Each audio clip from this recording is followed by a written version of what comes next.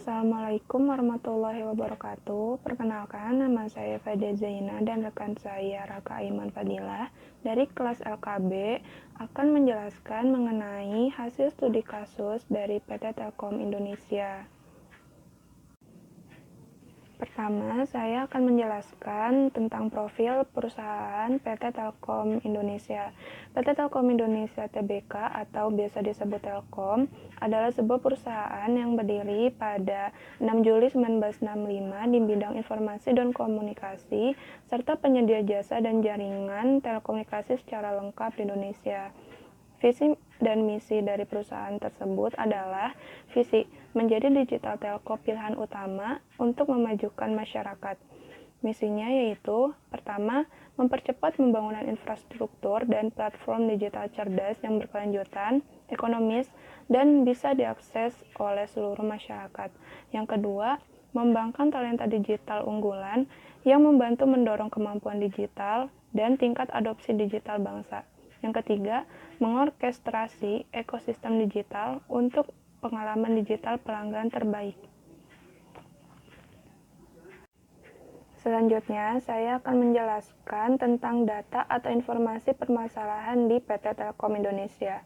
Sumber daya manusia atau SDM merupakan unsur pokok dalam perusahaan dan setiap perusahaan memiliki sejumlah manusia yang bersatu dan bekerja sama untuk mencapai tujuan tertentu. Salah satu elemen yang mendukung sumber daya manusia mempunyai tingkat kinerja yang tinggi adalah prestasi karyawan yang diukur berdasarkan standar yang ditetapkan oleh perusahaan. Suatu perusahaan tidak akan mempunyai tujuan atau target yang diinginkan apabila perusahaan tersebut tidak memiliki budaya organisasi yang kuat dan dapat mempengaruhi kinerja karyawan.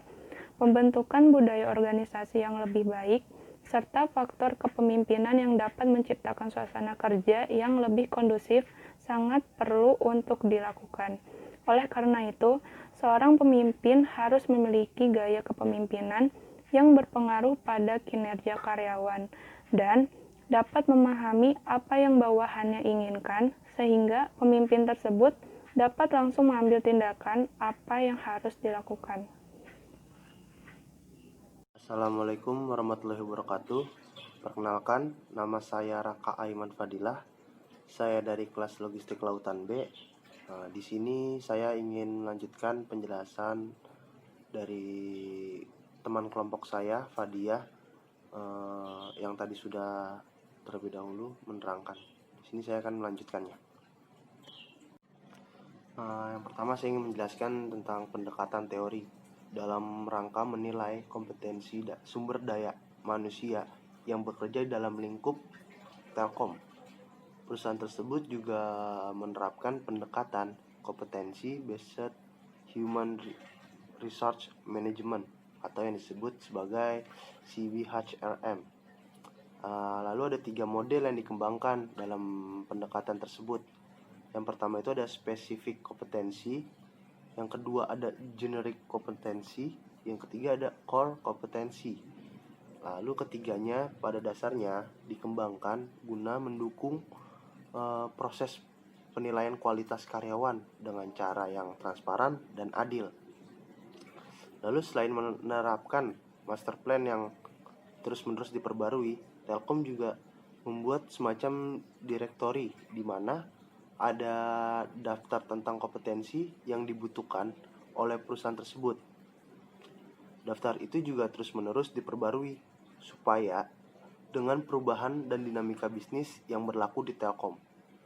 Lebih jauh lagi, pengembangan sumber daya manusia didasarkan pada sejumlah nilai-nilai yang berlaku di dalam perusahaan yang disebut sebagai Telkom 5C, yaitu kolaboratif, inovatif, COC action of win-win partnership, caring meritocracy, customer first, dan commitment to long term.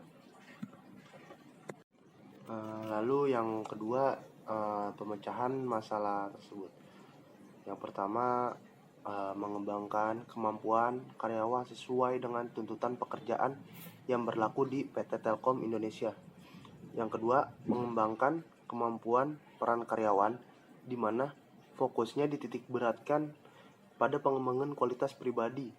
Kualitas pribadi pun pada gilirannya didefinisikan atau dipilih berdasarkan kategori peran tertentu. Lalu yang ketiga, memilah sekaligus mengembangkan budaya yang berfokus pada pengetahuan nilai perusahaan dan internalisasi. Kedua hal tersebut kemudian menjadi basis dan dasar bagi pembentukan karyawan di PT Telkom Indonesia.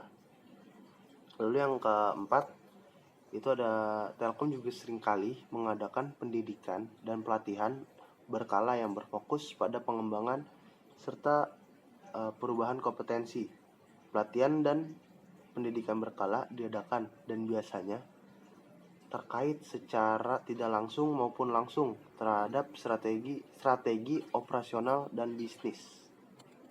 Kesimpulan dari materi ini adalah perusahaan Telkom adalah sebuah badan usaha milik negara atau BUMN yang bergerak di bidang jasa layanan teknologi informasi dan komunikasi atau TIK dan jaringan telekomunikasi di Indonesia.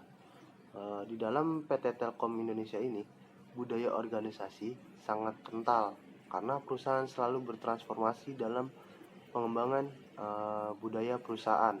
Salah satu budaya perusahaan yang diterapkan adalah filosofi to be the best, integrity, enthusiasm, totality, always the best. Menuntut setiap insan Telkom memiliki integritas atau integrity, antusiasme atau enthusiasm, dan totalitas atau totality. Sekian materinya, kurang lebihnya mohon maaf. Wassalamualaikum warahmatullahi wabarakatuh.